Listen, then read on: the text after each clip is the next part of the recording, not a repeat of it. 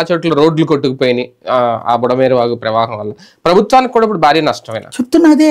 ప్రజలు నష్టపోయారు. ప్రజలది కోలుకోలేవడమే ఎన్నేళ్ళు పడుతుందో తెలియదు.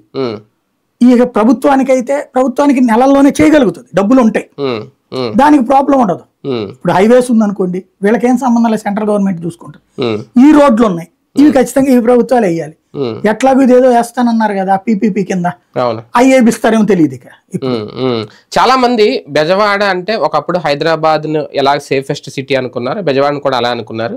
ఇప్పుడు అలాంటి వాళ్ళకి ఒక థ్రెట్ క్రియేట్ చేసిందా ఈ వరద? రేపటి రోజు మీద అంటే బెజవాడ వాసులకే కాదు, బెజవాడ నమ్ముకుని ఉన్న వాళ్ళకి కూడా రేపటి రోజు మీద ఆశ లేకుండా చేసిందా? బెజవాడలో ఒక్క కృష్ణలంక లోపల, కృష్ణానది లోపల ఉండేవాళ్ళు మాత్రమే టెన్షన్ పీపుల్ ఇదివరకు, ఒకప్పుడు. లేదా కాలవ గట్లు ఉన్నటువంటి వాళ్ళు. ఇవన్నీ ఏంటంటే ఆక్యుపైడ్ ప్లేసెస్ అయ్యి అంతే, పట్టా భూములు అంటే ఆక్యుపై చేసుకున్నాక ఇలా గొడవలకి పట్టాలు ఇచ్చారు అంతే, అంతకు మించి ఏం లేదు. మిగతాదంతా సేఫ్టీనే. అయితే గీతే వరద నీళ్ళు వస్తే ఇంటి ముందుకు వచ్చినాయి, ఇట్లాంటిది ఏది వర్షాలకు ఆగిన నీళ్లు ఇంతే తెలుసు.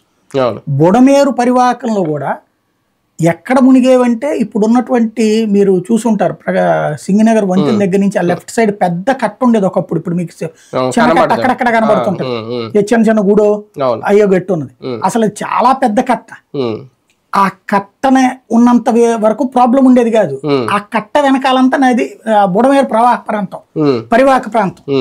అటు వచ్చిన నీళ్ళన్నీ అటు పక్కకి వెళ్ళిపోయాయి.